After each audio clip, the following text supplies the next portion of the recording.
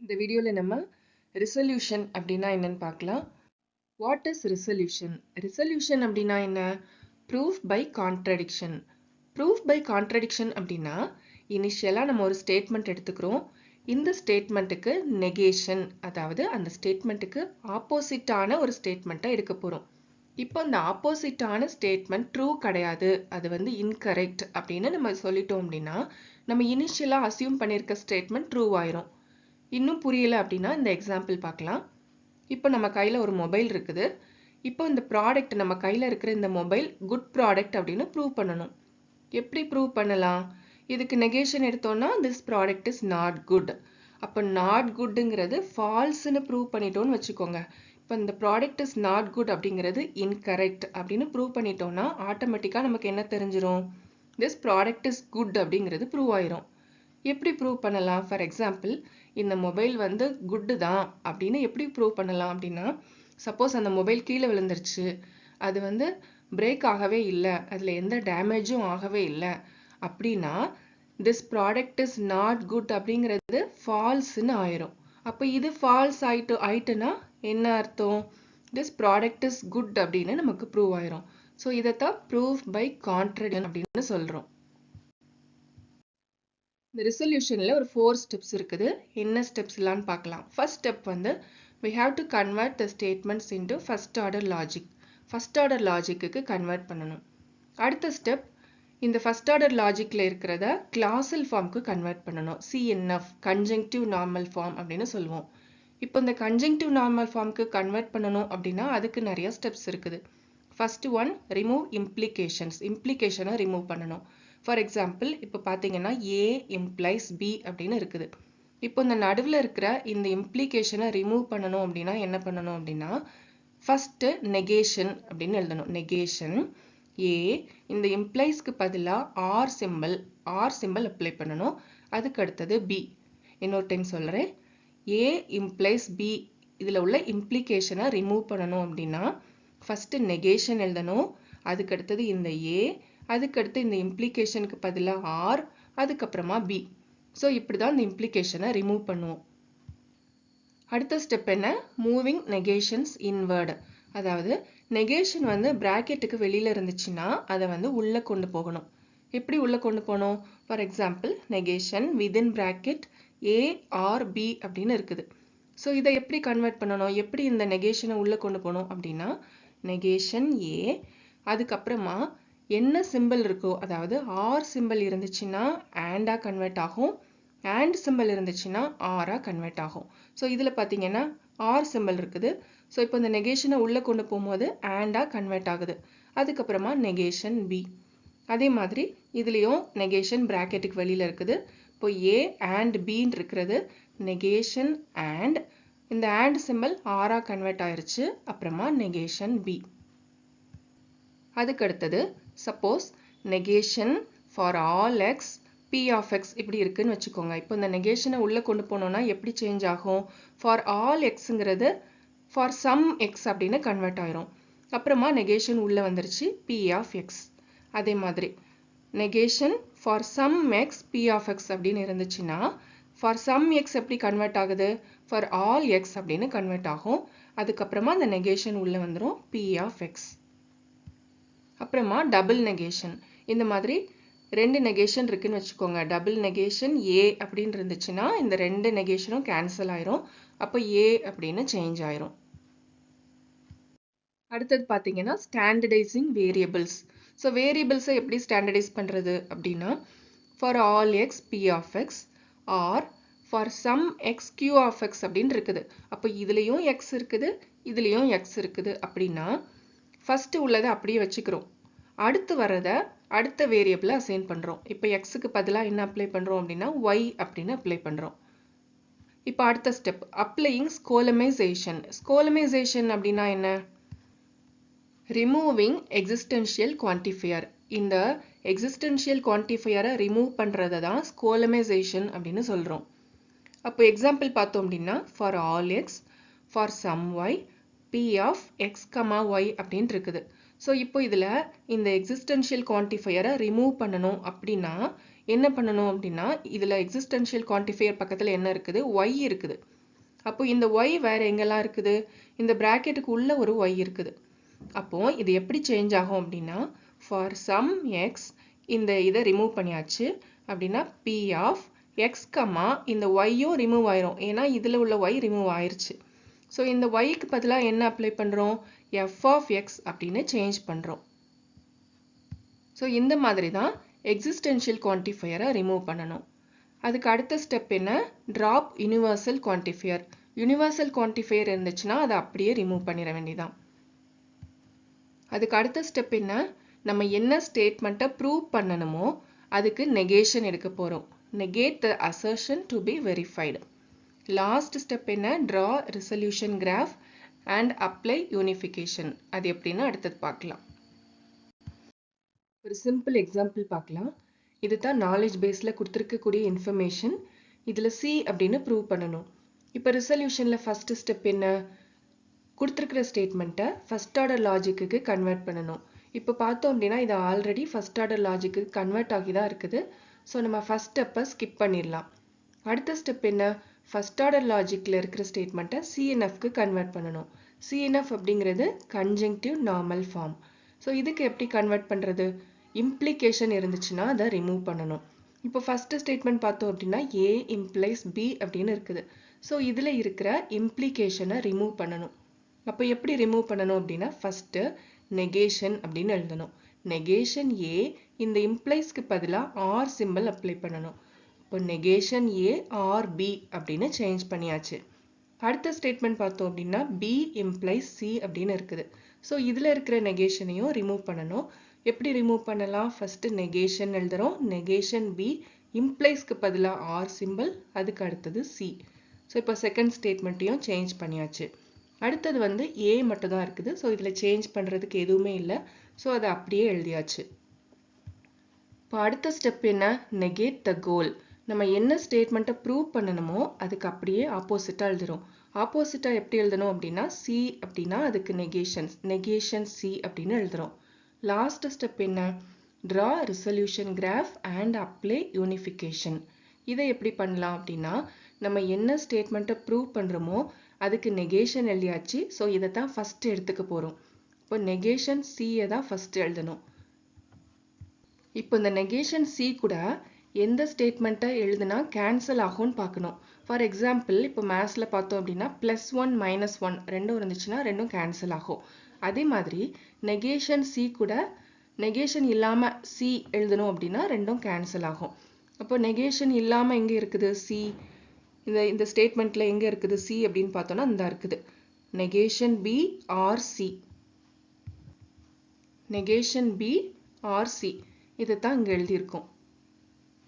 அப்போ இந்த நெகேஷன் சியும் இந்த சியும் கேன்சல் ஆயிடுச்சு. இப்போ ரிமைனிங் இருக்கிறது நெகேஷன் பி. இந்த நெகேஷன் பியை தான் இங்கே எழுதியிருக்கோம். இப்போ இந்த நெகேஷன் பி கூட பி எழுதணும் அப்படின்னா கேன்சல் ஆயிரும். அப்போ பி எங்கே இருக்குது, இந்த ஃபஸ்ட்டு ஸ்டேட்மெண்ட்டில் இருக்குது negation A or B. So இதைத்தான் இங்கே எழுதியிருக்கோம். இப்போ இந்த நெகேஷன் பியும் கேன்சல் ஆயிடுச்சு. இப்போ ரிமைனிங் என்ன இருக்குது, நெகேஷன் ஏ. இப்போ இந்த நெகேஷன் ஏயை இங்கே எழுதியிருக்கோம். இது கூட எந்த ஸ்டேட்மெண்ட் அப்ளை பண்ணால் கேன்சல் ஆகும் அப்படின்னு பார்த்தீங்கன்னா இந்த ஏ. இப்போ இந்த ஏயை இங்கே எழுதியிருக்கோம். இப்போ நெகேஷன் ஏயும் கேன்சல் ஆயிடுச்சு. ஸோ இந்த மாதிரி ப்ரூவ் பண்ணியாச்சு. இப்போ ரெசல்யூஷன் அப்படின்னா என்ன, ப்ரூவ் பை கான்ட்ரடிக்ஷன். இப்போ நம்ம இன்னொரு எக்ஸாம்பிள் பார்க்கலாம். இது தான் கொடுத்துருக்கிற ஸ்டேட்மெண்ட்ஸ். இப்போ நம்ம என்ன ப்ரூவ் பண்ணணும் அப்படின்னா ஜான் லைக்ஸ் பீனட்ஸ் அப்படின்னு ப்ரூவ் பண்ணணும். இப்போ ஃபர்ஸ்ட் ஸ்டெப் என்ன, கொடுத்துருக்கிற ஸ்டேட்மெண்ட்ஸை ஃபர்ஸ்ட் ஆர்டர் லாஜிக்கு கன்வெர்ட் பண்ணணும். இப்போ ஃபர்ஸ்ட் ஸ்டெப் என்ன, கொடுத்துருக்கிற ஸ்டேட்மெண்ட்டை ஃபர்ஸ்ட் ஆர்டர் லாஜிக்கு கன்வெர்ட் பண்ணணும். இப்போ ஃபர்ஸ்ட் ஸ்டேட்மெண்ட் என்ன அப்படின்னா John likes all kinds of food. இப்போ ஆல்னு வந்துச்சுன்னா என்ன பண்ணணும், for all x universal quantifier apply பண்ணணும். அதுக்கு அடுத்தது கைண்ட்ஸ் ஆஃப் ஃபுட், என்ன ஃபுட்டுன்னு தெரியாது. So food of X implies likes of John comma x, இந்த மாதிரி எழுதியாச்சு. அடுத்தது என்ன, apples and vegetables are food. அப்போது food of apple and food of vegetable அப்படின்னு கன்வெர்ட் பண்ணி எழுதியாச்சு. அடுத்த ஸ்டேட்மெண்ட் என்ன, anything anyone eats and is not killed by is food. anything அப்படின்னு வந்திருக்கு. ஸோ இதுக்கு ஒரு for all x. அதுக்கு அடுத்தது anyone அப்படின்னு வந்திருக்கு. ஸோ இதுக்கு for all y. அதுக்கப்புறமா eats of x, y. anything ஏதோ ஒரு ஃபுட்டு, அப்புறம் anyone ஏதோ ஒரு பர்சன். ஸோ x, yன்னு எழுதியிருக்கோம். அப்புறமா and வந்திருக்கு. So and symbol. அதுக்கு அடுத்தது is not killedன்னு வந்ததுனால negation killed அப்படின்னு எழுதியாச்சு. of x, y. by is food. So implies food of y அப்படின்னு கன்வெர்ட் பண்ணியாச்சு. அடுத்த ஸ்டேட்மெண்ட் என்ன? Anil eats peanuts and is still alive. So eats of Anil, peanut and symbol வரும். not killed. So still alive அப்படின்னா என்ன அர்த்தம்? not killed ரெண்டுமே same meaning தான். So not killed of Anil, peanut அப்படின்னு கன்வெர்ட் பண்ணி எழுதியிருக்கோம். அடுத்த ஸ்டெப் என்ன? ஃபர்ஸ்ட் ஆர்டர் லாஜிக் ஸ்டேட்மெண்ட்டை சிஎன்எஃப்க்கு கன்வெர்ட் பண்ணணும். ஸோ இதை எப்படி கன்வெர்ட் பண்ணலான்னு பார்க்கலாம். First statement for all X food of X implies likes of John, X அப்படின்ட்டு இருக்குது.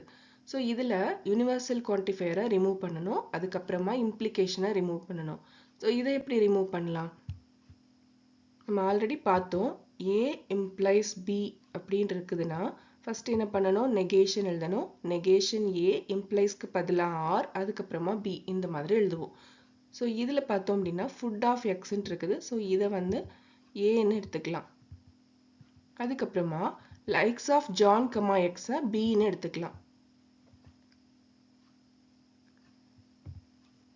இப்போ இந்த யூனிவர்சல் குவான்டிஃபையர் இருந்துச்சுன்னா அதை அப்படியே எலிமினேட் பண்ணிடலாம். ஸோ இதை ஏன்னு எடுத்துக்கிறோம், இதை பின்னு எடுத்துக்கிறோம். இப்போ இந்த இம்ப்ளிகேஷனை ரிமூவ் பண்ணணும் அப்படின்னா என்ன பண்ணணும்? ஃபர்ஸ்ட்டு நெகேஷன் ஏ அப்படின்னு சொல்லுவோம். அப்போ இதில் ஏக்கு பதிலாக என்ன இருக்குது? ஃபுட் ஆஃப் எக்ஸ் இருக்குது. ஸோ அப்போ நெகேஷன் ஃபுட் ஆஃப் எக்ஸ், இம்ப்ளிகேஷனுக்கு பதிலாக ஆர் சிம்பிள், அதுக்கப்புறமா பியில் என்ன இருக்குது? Likes of John, X. So இதை அப்படியே எழுதிட வேண்டியதான். ஸோ அப்போ negation food of X or likes of John, X, இந்த மாதிரி தான் கன்வெர்ட் பண்ணுறோம். அடுத்த ஸ்டேட்மெண்ட் பாருங்க. Food of apple and food of vegetable. So இதில் universal quantifier or existential quantifier எதுவுமே இல்லை. ஸோ இந்த மாதிரி எதுவுமே இல்லைன்னா அடுத்து நடுவில் இருக்கிற சிம்பிளை பாருங்க, and இருக்குது. and சிம்பிள் இருந்துச்சு அப்படின்னா இது ரெண்டையுமே தனித்தனி ஸ்டேட்மெண்ட்டாக பிரிச்சிடலாம். அதாவது யூனிவர்சல் குவான்டிஃபையர், எக்ஸிஸ்டென்ஷியல் குவான்டிஃபையர் இது எதுவுமே இல்லை, ப்ளஸ் and சிம்பிள் இருக்குது அப்படின்னா இது ரெண்டையும் தனித்தனி ஸ்டேட்மெண்ட்டாக பிரிச்சிடலாம். இது ஒரு ஸ்டேட்மெண்ட்டாகவும் இது இன்னொரு ஸ்டேட்மெண்ட்டாகவும் பிரிச்சிடலாம். ஸோ அதை தான் இதில் பண்ணியிருக்கோம். ஃபுட் ஆஃப் ஆப்பிள் தனியாக, ஃபுட் ஆஃப் வெஜிடபிள் தனி ஸ்டேட்மெண்ட்டாக பிரிச்சிருக்கோம். அடுத்த ஸ்டேட்மெண்ட் என்ன? For all X and for all Y within bracket eats of X, Y and not killed of x, y implies food of y அப்படின்ட்டு இருக்குது. ஸோ இதை எப்படி சேஞ்ச் பண்ணலாம்? இனிஷியலாக நம்ம என்ன பண்ணோம்? யூனிவர்சல் குவான்டிஃபையர், எக்ஸிஸ்டென்ஷியல் குவான்டிஃபையர் இருந்துச்சுன்னா அதை ரிமூவ் பண்ணணும். அப்போ இதில் இருக்கிற இந்த for all X and for all ஒய்யை ரிமூவ் பண்ணியாச்சு. அதுக்கு அடுத்தது பார்த்தோம் அப்படின்னா இதில் இம்ப்ளிகேஷன் இருக்குது. ஸோ இம்ப்ளிகேஷன் சிம்பிளை ரிமூவ் பண்ணணும். இதை எப்படி ரிமூவ் பண்ணோம்? ஸோ அதுக்கு தான் இந்த ரூல் இருக்குது. அப்போ நம்ம என்ன பண்ணுறோம் அப்படின்னா இந்த இம்ப்ளிகேஷனுக்கு லெஃப்ட் சைடு இருக்கிறத ஏன்னு எடுத்துக்கிறோம். இம்ப்ளிகேஷனுக்கு ரைட் சைடு இருக்கிறத பின்னு எடுத்துக்கிறோம். இப்போ இதை அப்ளை பண்ணா என்ன வரும்?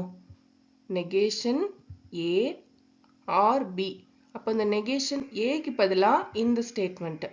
அப்போ negation within bracket eats of x, y and not killed of x, y.